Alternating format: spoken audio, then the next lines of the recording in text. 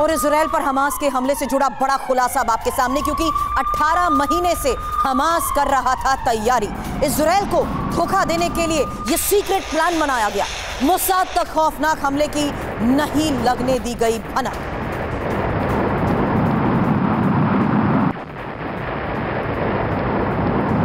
इस युद्ध का तीसरा दिन है। पिछले 2 दिनों में जिस तरीके से इजराइल के ऊपर एक के बाद एक हमले हो रहे हैं, बड़े सवाल इजराइल की खुफिया एजेंसी पर भी उठाए गए। बड़े सवाल इजराइल के उस इनपुट पर उठाए गए जिसके तहत यह साफ हो गया कि हमास ने किस तरीके से इजराइल पर हमले को लेकर बड़ी तैयारी की गई। लेकिन अब TV9 भारतवर्ष आपको बताएगा हमास ने इजराइल पर हमले की यह साजिश आखिर कैसे रची, इसकी तैयारी कैसे की गई। 18 महीने में माहौल बनाया कि हमास इजराइल से टकराव से बचना चाहता है। 18 महीने में ही हमास की तरफ से एक भी उकसावे वाली कार्रवाई नहीं हुई है और इजरायली डिफेंस फोर्स को यकीन होने लगा कि हमास की कमर टूट चुकी है। हमास ने खूंखार आतंकियों को इजरायली संस्कृति सिखाई। इन आतंकियों को स्लीपर सेल की तरह इजरायली शहरों में प्लेस किया, डिप्लॉय किया, वहां के तौर तरीके सीखने को कहा। हमास ने गाजा में मॉक इजरायली सेटलमेंट भी तैयार की। यहां तक कि सेटलमेंट पर हमले का अभ्यास भी किया गया और ग्लाइडर के जरिए लैंड करने और हमले के अभ्यास को लेकर भी बड़ा खुलासा हुआ है। यहां तक कि मॉक अटैक का भी वीडियो बनाया गया है, क्योंकि पूरे ऑपरेशन को लेकर जिस तरीके से यह सीक्रेट प्लानिंग हुई, बड़ा खुलासा यह हो चुका है कि पूरे ऑपरेशन को 4 हिस्सों में 4 भाग में बांटा भी गया है। अब ये जो खुलासा आपने देखा, इसी पर चर्चा करने के लिए आपको बता दूं इस वक्त major general retired Sanjay Meston sir as a defence expert हमें ज्वाइन कर चुके हैं और professor doctor Sanjay Bhardwaj as a foreign expert हमें ज्वाइन करेंगे। साथ ही इस वक्त naval captain Shyam Kumar sir as a defence analysis हमारे साथ हैं और साथ ही retired colonel Shailendra Singh as a defence analysis हमारे साथ हैं। मेस्टन सर, ये सबसे बड़ी बात है जिसको लेकर पिछले कई घंटों में सवाल उठाए गए कि आखिर मोसाद को भनक क्यों नहीं लगी। ये सीक्रेट प्लानिंग का ही हिस्सा था जिसके जरिए आज एक बड़े हमले को अंजाम देने के साथ साथ तीसरा दिन आर पार की जंग जारी है। Meston sir. सुरभि, मोसाद को ये इसकी भनक बिल्कुल नहीं लगी, क्योंकि जैसे निकल के आया है तकरीबन इन्होंने 18 महीने की ट्रेनिंग की है। सवाल उठता है, ये पहली बात तो ऑर्गेनाइज किसने किया है, इरादा किसका था, ये प्लानिंग किसकी थी। मेरे को लगता है कि ये पूरा ईरान का हाथ है जिन्होंने ये आइडिया दिया है। देखिए, एक हर चीज़ के लिए सबसे पहले सबसे ज़रूरी चीज़ है आइडिया, उसके बाद इंटेंट, इरादा, और वो इरादा ईरान ने इनको दिया। अब कैसे करना है वो उन्होंने, हिजबुल्लाह फाइटर्स मेरे को पक्का लगता है यहाँ पर हैं और हमास को इन्होंने यूज़ इफ़ेक्टिवली किया है। इसके लिए अभी डिटेल प्लानिंग की है, जिस प्रकार 4 ग्रुप्स में इनको बांटा गया है, अलग अलग टारगेट्स दिए हैं। और एक सुनजू जो चाइनीज़ फिलोसफर है, वो हमेशा उसकी एक सोच विचार है कि make the enemy feel right कि you are useless, you are not worth. तो उनको, इजरायलीज़ को ये भावना दी गई कि ये डर गए हैं, गाजा स्ट्रिप में हमास बिल्कुल डरा हुआ है, कुछ नहीं कर सकता है, इनकी कैपेबिलिटी, काबिलियत नहीं है। अगर नहीं है तो दुश्मन जो उनके लिए इजरायली है वो आम तौर पे रिलैक्स हो जाता है। और इसी प्रकार मोसाद, मेरे को समझ में नहीं आता है, उनके भी स्लीपर सेल्स हैं जो एक्टिव हैं गाजा स्ट्रिप में, वो इस चिन को कैसे नहीं पकड़ पाए। दूसरा, इन्होंने जो हैंग ग्लाइडर्स और जो नेवी के जरिए अटैक किया है, कैन आई कंटिन्यू? या प्लीज। ओके।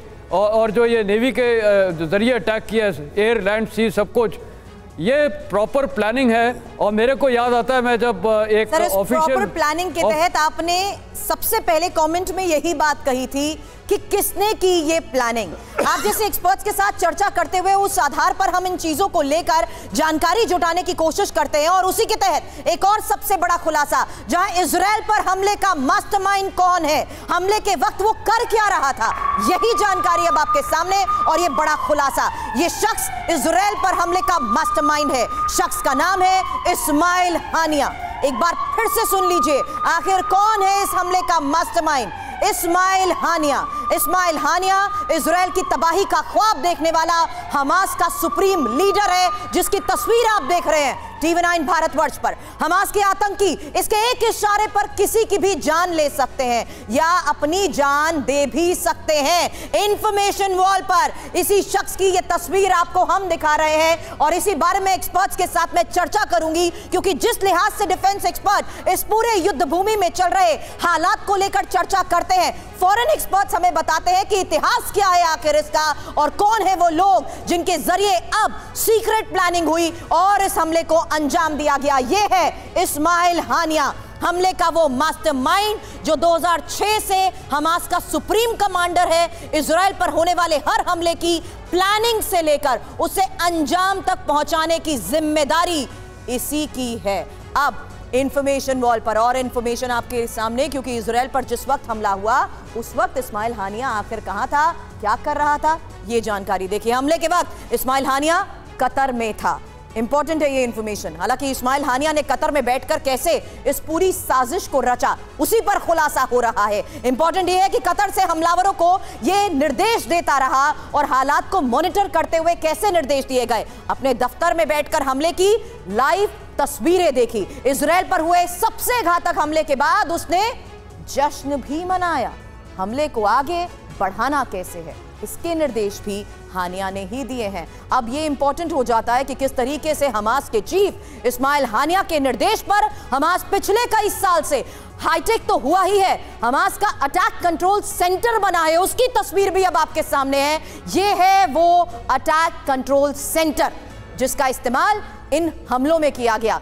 हमास के कंट्रोल सेंटर की ये तस्वीर TV9 भारतवर्ष आपको दिखा रहा है, क्योंकि ये है वो कंट्रोल सेंटर जिस पर लाइव मॉनिटर किया गया सब कुछ। इसी कंट्रोल सेंटर में बैठकर हमास के आतंकी इजराइल पर हमले को अंजाम देते हुए मॉनिटर कर रहे थे। कैमकाजी ड्रोन्स की मदद से इजरायली ठिकानों पर गोले दाग रहे थे। इसी कंट्रोल सेंटर से हमास अपने लड़ाकों को निर्देश दे रहा था। हमास चीफ इस्माइल हानिया भी कंट्रोल सेंटर से पल पल की जानकारी जुटा रहा था, हमलावरों को निर्देश दे रहा था। कंट्रोल सेंटर में बैठे हमास के ये लड़ाके हालात के हिसाब से ही आगे अपनी गतिविधियां बढ़ा रहे थे, हिसाब से ही ग्राउंड पर मौजूद आतंकी रणनीति बनाते हुए आगे बढ़ रहे थे। तो ये TV9 पर आपने खुलासा देखा और साथ ही इस बीच शैलेंद्र सिंह डिफेंस एनालिसिस हमारे साथ हैं। शैलेंद्र सर, कितना इंपॉर्टेंट हो जाता है इस शख्स का चेहरा सामने रखते हुए ये बताना कि कैसे इस बैटल ऑफ गाजा में इस सबसे बड़े हमले को अंजाम दिया गया?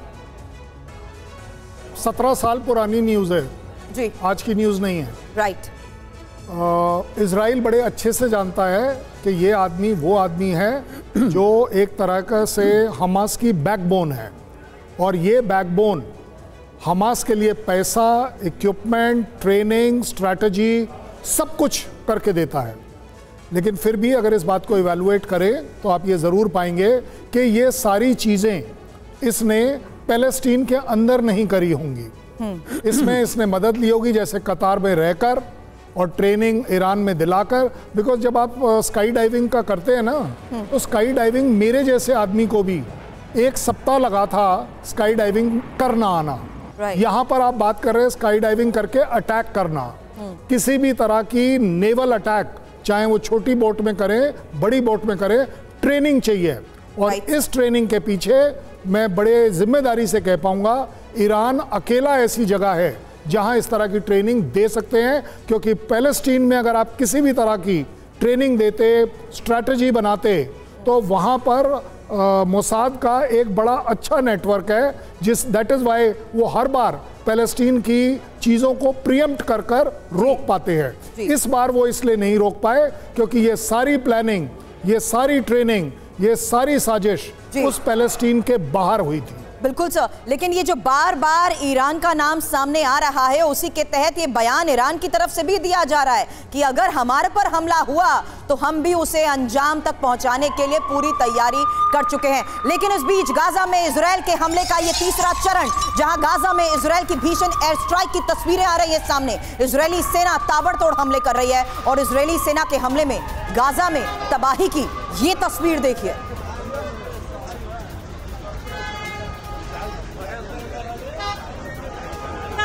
दो तस्वीरें एक साथ आपके सामने होंगी, जहां इजराइल पर लगातार हो रहे हमले के बाद की ये तस्वीरें सामने आ रही हैं। देखिए किस तरीके से एक एक कर सभी इमारतों को टारगेट करते हुए उड़ा दिया गया है।